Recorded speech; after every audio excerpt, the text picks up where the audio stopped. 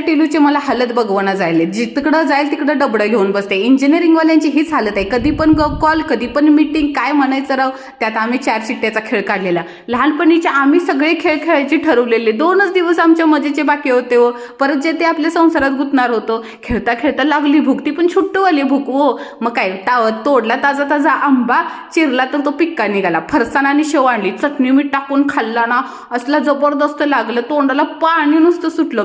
तुम्हाला गंमत सांगू का, ज्या आंब्याच्या झाडाखाली आम्ही बसलोय ना, त्या आंबा आहे ना माझ्या आजोबाने लावलेला. केरळची माणसं एक नाही विकायला आलेली छोटी छोटी रोपटी, आणि त्या आंब्याचं नाव नीलम आहे म्हणून आजोबांनी माझ्या नावावरती खरेदी केलेला नीलम आंबा म्हणून. आता खेळामध्ये कोण जिंकलं तर तुमची नीलम जिंकली. चिडकू कुठले मला म्हणतात तू चिटिंग केली, असं कुठं असतं राव. आणि माझ्या मामीनी आहे ना, छोट्या मामीनी बघा ना, ती पिल्लं केळीच्या पानाखाली लपवून ठेवलेली.